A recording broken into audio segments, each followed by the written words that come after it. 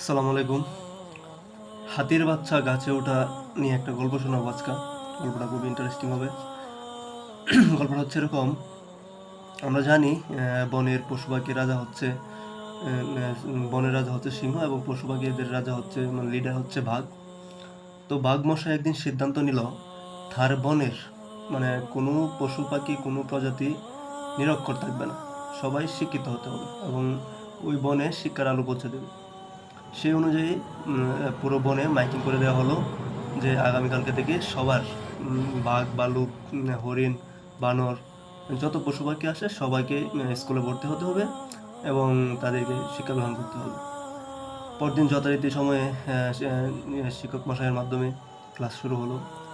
ক্লাসের প্রথম দিন ক্লাস শেষে একটা পরীক্ষা নিল, একটা স্পেশাল পরীক্ষা নিল শিক্ষক মশাই। তখন শিক্ষক মশাই বললেন যে আজকে তোমাদের একটা পরীক্ষা নিব আমি। পরীক্ষাটা হচ্ছে এরকম, আজকে দেখবো কে মানে কত দ্রুত গাছে উঠতে পারে। সেই প্রশ্নটা শোনার সাথে সাথেই বানর মশাই খুব খুশিতে প্রফুল্লভাবে সে গাছের মগডালে উঠে গেল। অন্যদিকে হাতির বাচ্চা যে ছিল, হাতির বাচ্চাটা সে খুব খুব চেষ্টা করে বারবার গাছ থেকে পড়ে যাচ্ছিল, বারবার হোঁচট খাচ্ছিল।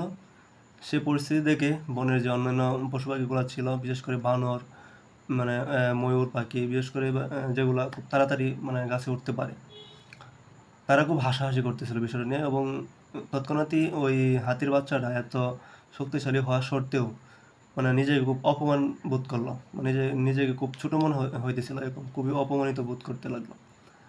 তৎক্ষণাৎ ওই বন থেকে একটা প্রবীণ ভালুক বেরোয় আসলো।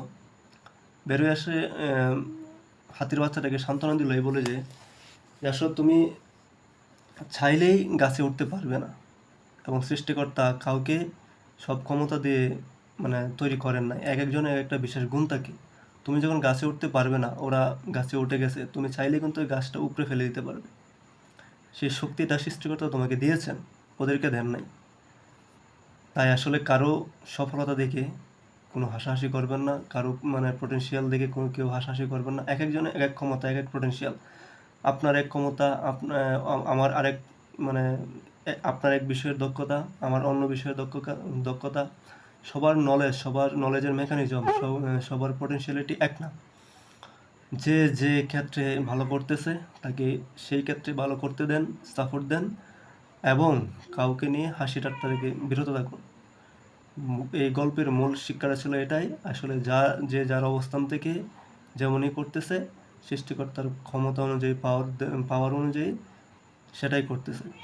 মূলত হচ্ছে হিংসা থেকে বিরত থাকুন। আসসালামু আলাইকুম।